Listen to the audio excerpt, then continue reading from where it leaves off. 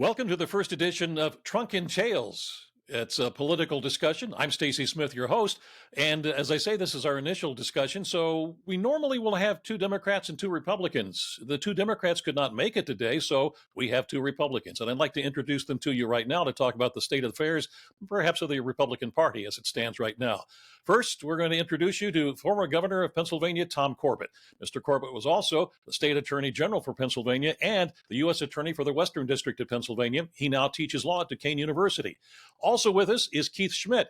Keith has a varied background in politics. He goes all the way back to the Reagan presidency, and he was the state director for former Republican Pennsylvania Senator Rick Santorum. He also was an advisor to Santorum's 2012 presidential campaign. Keith has his own consulting firm. So, gentlemen, thank you so much for being with us. Let's talk about the state of the GOP as it stands right now, nationally and perhaps statewide as well. Let's delve first into the national side of this. The trials have not started. I mean, the trial has started now, the criminal trial for former President Donald Trump. Mr. Trump has so far successfully, every time an indictment has come down, you see his numbers go up, his fundraising goes up.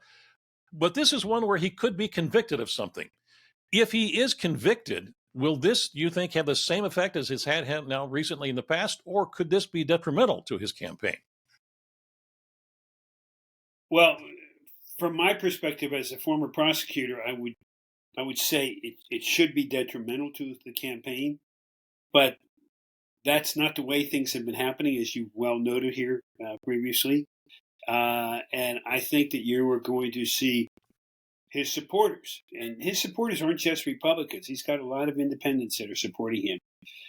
If you want to call them MAGA people, whatever you want to call them, are listening to what he's saying about this is all rigged against him, and agreeing with him on that. So I don't think you're going to see his numbers go down. I don't think you're going to see them go appreciably up. I think they'll stay about the same. Yeah, certainly it's a concern in the past year or two because the supporters of Donald Trump have used their narrative to say that this administration has weaponized the Department of Justice and the courts on an unfair prosecution and of the former president. And I'm not even sure the average person is paying attention to any of the details. But you make a good point now. If you read the details, if you understand the various challenges that the former president is facing, this one's a little different because we are at a point where it's criminally based, and there's a chance that it could end up with a criminal conviction. Then we're in real uncharted territory. Then you face the idea of obviously appeals and whatnot, but then you have someone in the first time in the history of this great republic that a president or former president has been convicted of a criminal offense. And then you start worrying about sort of the reaction. What's going to happen here? I mean, for some reason, there is so much of it that there's nothing. Like nobody really is taking this seriously. But at some point, there's a margin call, and we have to make decisions on what does it mean to the former president of the United States. Everybody thinks this is something you just kick down the road. You kick the ball down the road. It's something we're really never going to have to worry about. It's all going to end with this election. I'm not sure that's going to happen. So, I think part of the problem. Let me just finish by saying, and I'd like to hear the governor's perspective on this as well, is really sort of the civil discord of America. And I know he's working a lot of projects right now. Our former governor who's on this podcast saying that there has to be calm. People have to understand what's at stake here, and we have to have reasonable people talking to Americans to remain calm through what could be a very troubling election cycle. Well, that whole thing could be moved up because if there is a conviction and a lot of press is surrounding that, and there's some move to get him removed as a legitimate candidate for president, we can have real issues in America, north, south, east, and west. Governor, what do you think? We are a very divided country right now. Yep. And a lot of it, and Stacy, I've done this many times with you and the conversations I have with people. Cell phones social media has not brought us together. It's separated us. It's divided us. And we're blue or we're red. The independents are in the middle, and they'll go blue or red on a vote. There's nothing joining us at this point in time. And there is beliefs by people that the election in 2020 was stolen. They still believe that it was stolen. Yet nobody has ever produced one shred of evidence that anything illegal was done in that regard.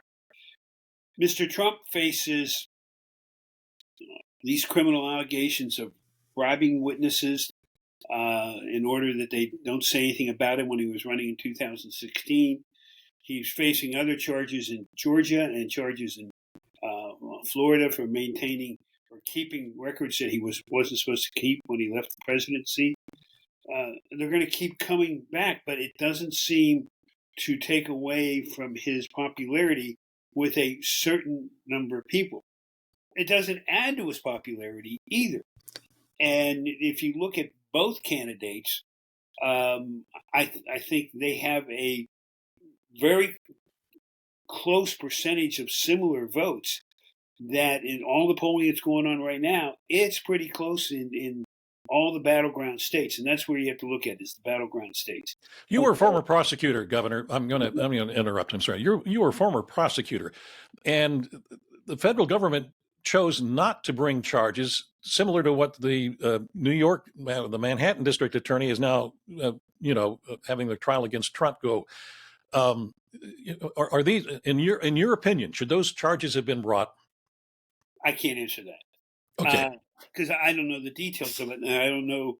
I haven't bothered to sit down and read the charges and read the statutes that he's been charged with under New York state law. Prosecutors always have discretion.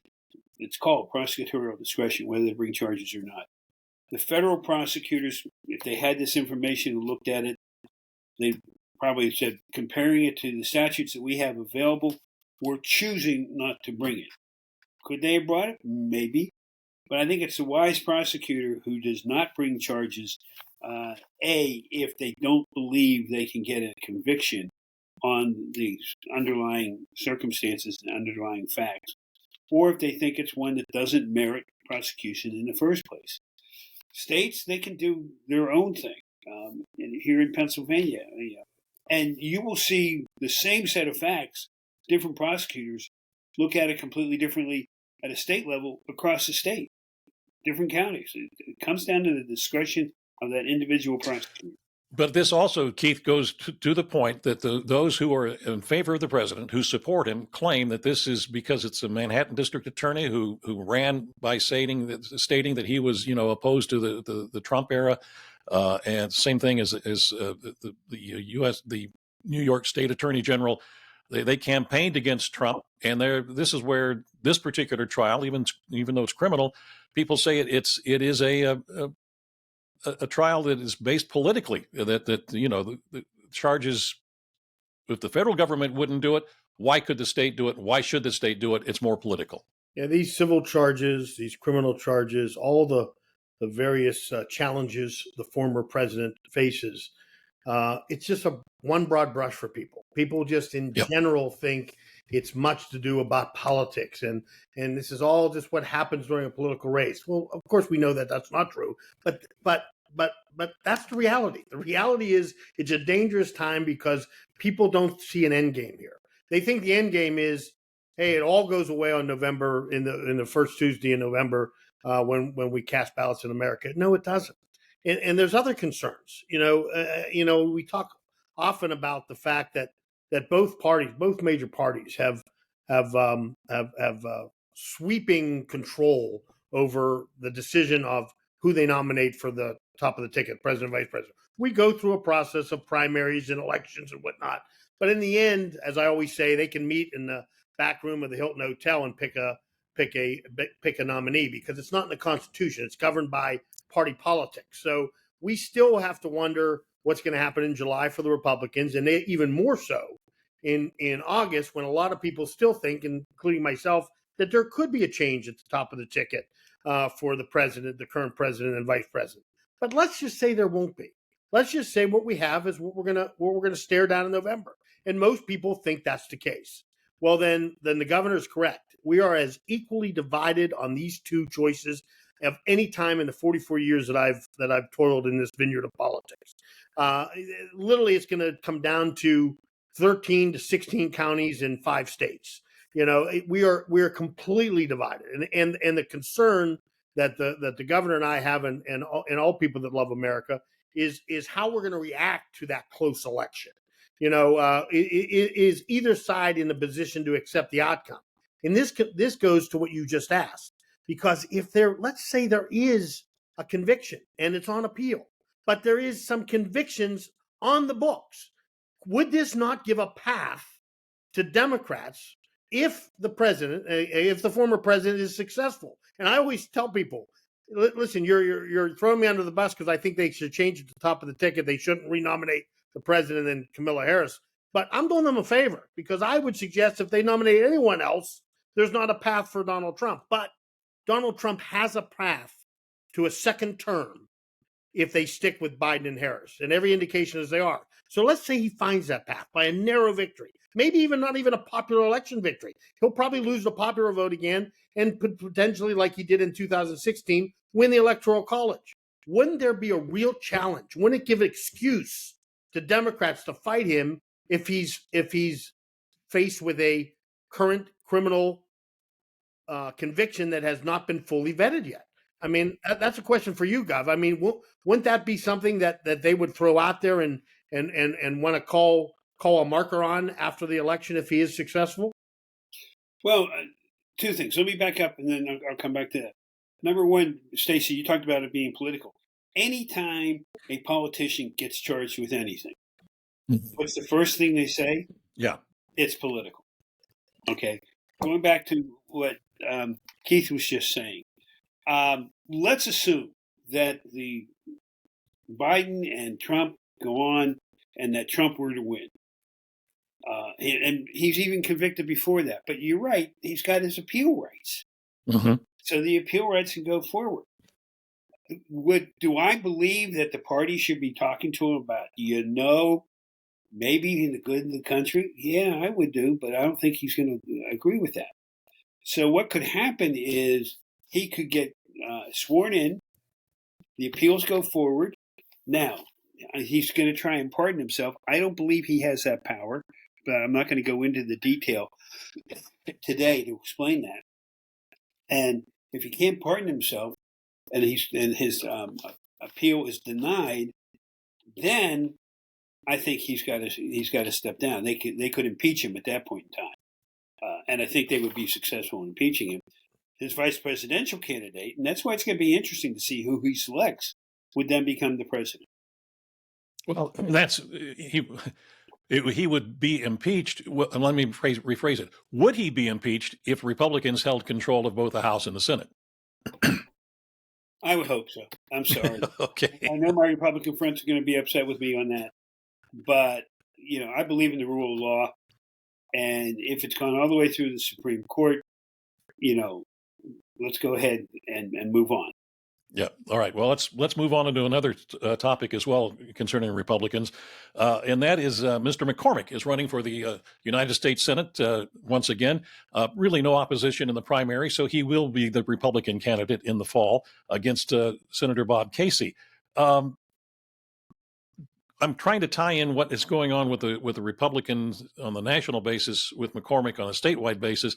There are a lot of Republicans who are moderates who do not like Mr. Trump. And where does this then put Mr. McCormick in the state of Pennsylvania in being able to defeat Senator Bob Casey, if I'm making my question clear? Well, I think I think he's running his campaign not based upon who's at the top of the ticket, but we need to change the Senate.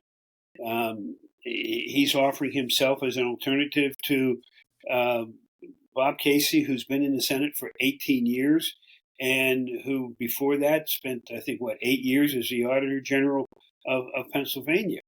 And Mr. McCormick is coming in, talking about his background, his military background, and as a fresh face. Somebody is a fresh face to go to Washington. And there's a certain logic to be arguing, we shouldn't have both senators from Pennsylvania being Democrats. There should be one Republican in that. And I think he has a lot to bring out if he has the resources about the lack of production from the present senior senator from Pennsylvania. Keith, what are your thoughts? Any incumbent, down ticket, anybody running below the president in the House of Representatives or the third of the Senate, and you're incumbent, you're nervous right now, especially if you've been around for a while, especially if you're a known commodity. Even if you're an effective senator, and people would argue, and a lot of people in Pennsylvania would say that Mr. Casey has not been the most effective senator. But even if you were an effective senator, an effective representative, and you've been there a long time, you have to be worried about this year because all the polling suggests that this is a change election. And unfortunately, at the top of the ticket, it's like the same old, same old. They're basically, we're now redoing 2020. So there's going to be a certain frustration of voters on both sides of the aisle that say, I don't like what's happening in the world. I don't like what's happening on our border. I don't like what's happening in the economy. And I want change, and I'm not going to get it at the top of the ticket. I'm either going to end up with the former president or the current president. So I'm going to vote other people out of office. I'm going to express my frustration by changing other people. So that's a distinct vulnerability for a long-term public servant like Mr. Casey. And the other vulnerability for Mr. Casey is we talked exhaustively about how divided the country is. And for Pennsylvania, we always have tight elections, but now we're a microcosm of the country because we're almost equally divided. And no one, whether it be Mr. McCormick or Senator Casey, is going to win that race by a margin. So the current senator from Pennsylvania is now staring down an election unlike anything he's ever faced because his first three, 2006, a wave election for Democrats. 2012, an absolute avalanche again for Democrats. 2018, Trump midterm. We got punished badly, the Republican Party. So he ran in 3 consecutive cycles in which it was just a glorious time to be running as a Democrat. This year's different. So he's walking in to what will arguably the tightest election that he's ever faced for his 4th term, and he's staring down the fact that the American people want change. That could be a formula for Mr. McCormick to run up the middle and steal a seat for the Republican Party. Would that carry over, do you guys think, if Keith is right, to the congressional races? We'll bring out the 17th, where DeLuzio is going to be facing Rod McCreary. There's 1 or 2 others. Let's see. I'll tell you exactly here. Let me get my notes. They're right here. I have my notes. Is that the Cook? It would be not that race. Susan Wild in the 7th. Allentown. Yeah. There's, according to Cook Political Report, they're rating that is a toss-up going into the fall. So, given what Keith said, would that come hold true for the congressional races as well? Well, I think so, and you have to take a look that registration in Pennsylvania has changed dramatically. When I ran for office, the Democrats had almost 1 million more registered members than the Republicans did. But the independent number was very low. Now, today, there's almost 1 million independents in Pennsylvania. The difference between Republican and Democrat is about 300,000 people, still more Democrats than Republicans. And I think that race and the other congressional races, and even the presidential races, what do the independents do?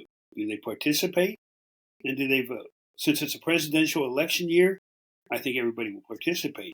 Who do they vote for? They don't really have a stake behind one or the other at this point in voting party.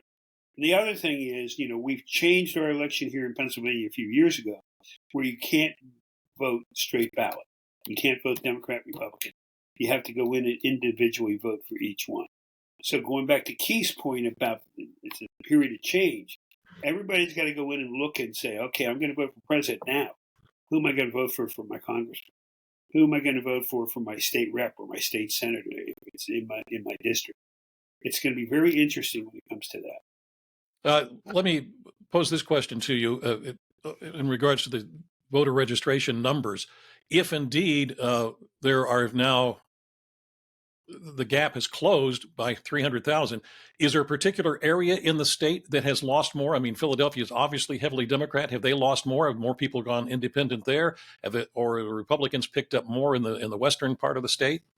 I haven't done the deep dive on where the independents have come from, but I think it's across the state.